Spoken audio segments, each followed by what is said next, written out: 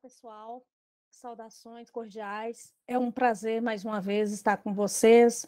Agora, nós estamos aproximando do final da nossa disciplina de planejamento governamental. Chegamos à quarta semana, que inicia agora, dia 6 de março, e vai até o dia 12. Nesse período, nós vamos dialogar um pouco sobre as práticas participativas na gestão, né, e no planejamento. Para tanto, a gente vai estar vendo um pouco sobre essas práticas participativas, como elas acontecem, e especificando algumas formas dessa participação. Quando a gente fala das práticas participativas na gestão e no planejamento, pessoal, é bom termos em mente que o princípio da participação popular na gestão pública, ele ganhou destaque a partir da nossa Constituição Cidadã de 1988, que prevê que todo poder emana do povo, que o exerce por meio de representantes eleitos ou diretamente, né? Então, por que ir às urnas? Por que votar? Por que escolher vereador, prefeito, governador, deputado estadual? Por que escolher deputados federais, senadores, presidente? É o povo exercendo o seu direito de cidadão, né? No que diz respeito à escolha dos seus representantes. Mas também pode ter ocasiões que exige que o próprio povo fala de si, né? Que não delegue esse direito a outros. E aí vem as instâncias, né, de participação popular que a gente vai estar falando na segunda parte dessa nossa aula. Então, a partir da participação popular das pessoas, né, passa a ser vista como uma forma também de aproximação entre a sociedade e o Estado, levando em consideração a diversidade de interesses e principalmente o surgimento de espaços para o debate desses interesses coletivos. E quando a gente fala aqui de espaços, são fóruns, né, são congressos, são seminários, são ouvidorias, são os plebiscitos, são os referendos, né? Então, que espaços são esses, né? Que surgiram a partir desse processo de redemocratização do país. Então, o cidadão, gente, que auxilia na gestão pública, ele assume esse papel, né, de acompanhar o processo de construção administrativa, né, e o cumprimento e avaliação das políticas públicas, sem contar que, muitas das vezes, nessa participação popular, o cidadão ajuda, inclusive, a elaborar as políticas públicas, né? Então, assim, a gente já falava desde a nossa primeira unidade, né, do planejamento estratégico situacional. Então, ali, quais são as pautas que vão ser escolhidas, de que forma elas vão ser trabalhadas. Então, essa definição dessas políticas, né, de enfrentamento, elas fazem parte dessa participação popular. E os governos, né, que asseguram a participação desses cidadãos, né, desde a formulação e a implementação dessas políticas tornam-se mais eficientes, porque eles não vão fazer o que eles pensam que é o correto, ou delegar essa tarefa, né, para técnicos, né, fazer, mas a partir da consulta popular, a partir da articulação com os atores sociais, eles serão capazes de identificar quais são as necessidades latentes naquela categoria social, naquele bairro, para aquele povo, naquela cidade, naquele território, e assim, então, poder pensar e implementar tais políticas. Por isso, as chances de sucesso, né, são bem maiores. Então, e entende também, né, quando a gente defende a participação dos cidadãos na gestão pública, é porque a gente entende que é uma forma também de fortalecer a transparência nesse âmbito da sociedade, né? Então, os serviços são prestados, os eixos essenciais, os princípios norteadores, né, da administração pública. Então, todos esses elementos tendem a ser melhor observados, quando há esse envolvimento popular. E também acredita-se que a forma de participação popular garante não só o indivíduo, mas também a grupos sociais, uma maneira, né, de representá-los na política e também de poder estar obtendo informações sobre o poder público. O indivíduo ele precisa ter acesso não só aos serviços, mas também às informações, né? É um direito da população saber o que está acontecendo ali, saber qual recurso o município, o Estado, a União recebeu para uma política pública, de que forma, por exemplo, esse recurso vai ser usado, em quanto tempo ele vai ser implementado. São algumas das informações que a sociedade muitas vezes busca. Mas, assim, a real participação da população, ela acontece quando há mecanismos, né, que viabilize essa existência, né, da democracia participativa. Então, não basta só a Constituição de 88 prever esse direito de participar, mas é preciso que os entes federativos, município, Estado, União, criem, incentivem a criação, permitam, abram espaço de escuta, de participação desses atores sociais, né? Que essa participação seja de fato e não apenas no papel. E quando a gente está falando aqui de participar, participar para apresentar debates, propostas, né? Poder opinar, deliberar sobre elas, ajudar muitas vezes a rever, né, o caminho que vai ser percorrido acerca de uma determinada política pública. E essa é uma forma, né, do cidadão concretamente exercer a sua cidadania, né, tendo vez e tendo voz. Como diz um outro ditado, que é nada de nós sem nós, né?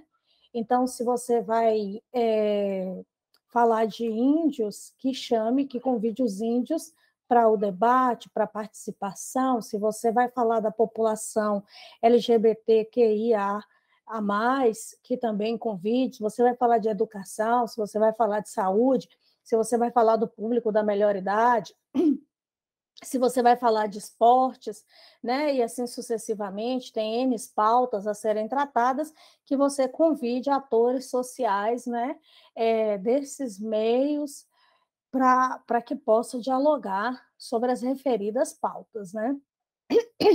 A participação do cidadão, ela é vista como uma forma de satisfazer, então, essas necessidades do ser humano, né? Tanto de forma individual, grupal ou nas organizações representativas. Lembre-se que as necessidades são muitas, né? Tanto dos indivíduos quanto das sociedades, e muitas vezes o recurso disponível é pouco, e aí é preciso ver aquilo que o Renato Dagnino fala bastante no planejamento estratégico situacional, né? As demandas são muitas, o país é continental, muitas vezes os sujeitos que fazem parte da mesma pauta enxergam as necessidades de maneira diferente, mas é preciso dialogar até chegar a um consenso, né, sobre a melhor forma de poder executar as políticas públicas voltadas para essa pauta.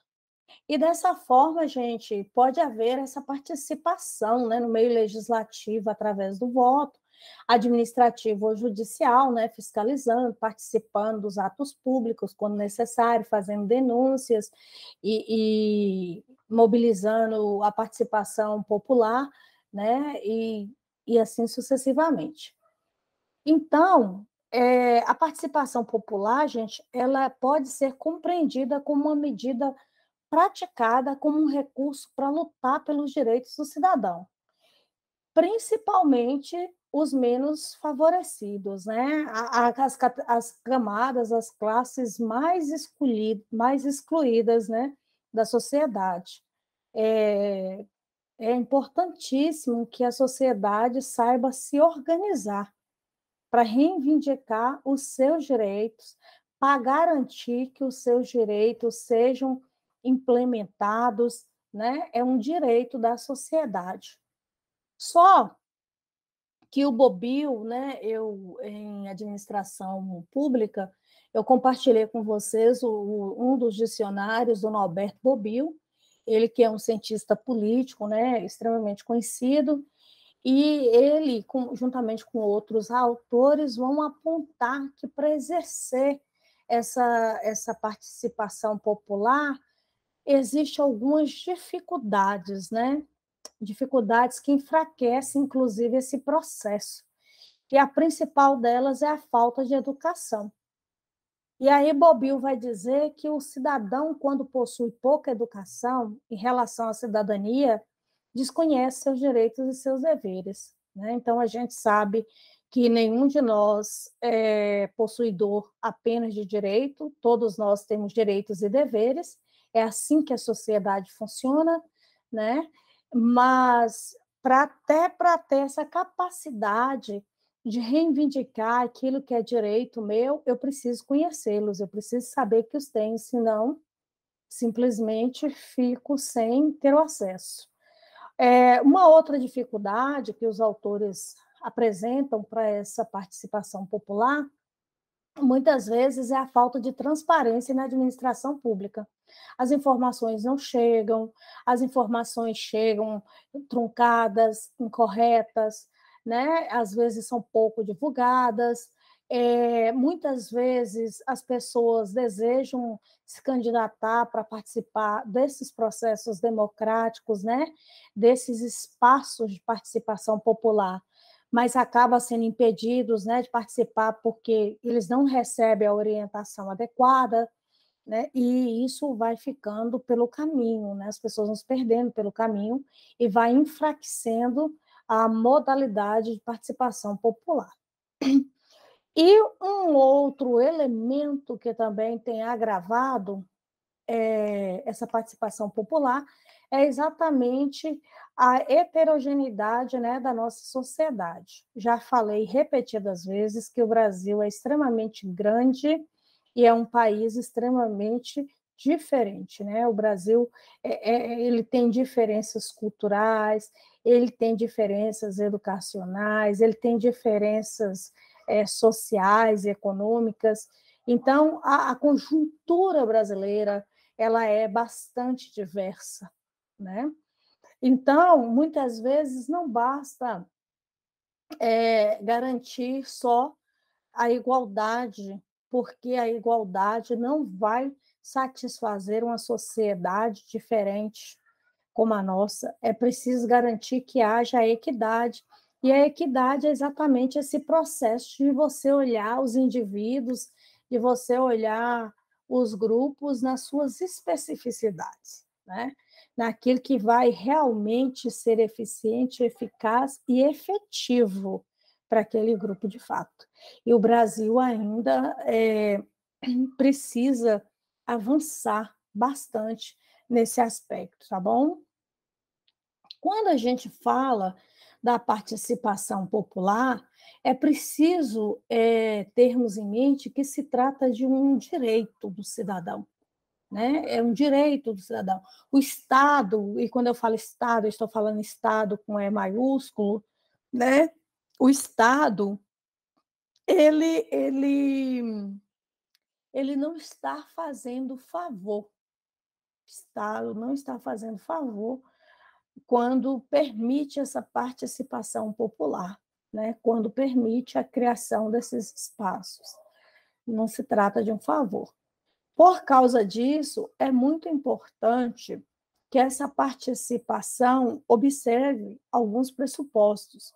A consciência sobre os atos, né? Então, o indivíduo que se dispõe a envolver-se nos movimentos de participação popular, ele precisa ter consciência do que ele está fazendo ali, né? O que ele está fazendo ali, por que ele está participando daquele ato, por que ele está participando daquele fórum, porque, gente, isso aqui não é só um momento isolado. Você não pode defender uma pauta em um momento e em outros lugares você ter uma postura que vai contra a pauta que você defende.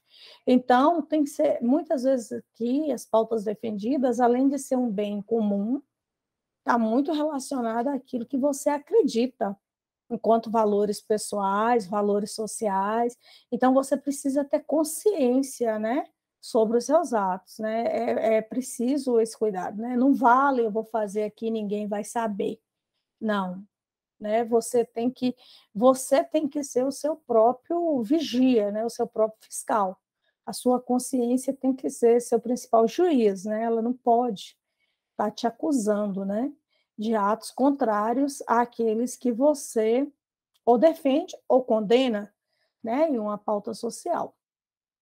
Depois, é preciso também, outro pressuposto é a forma de assegurá-los, né?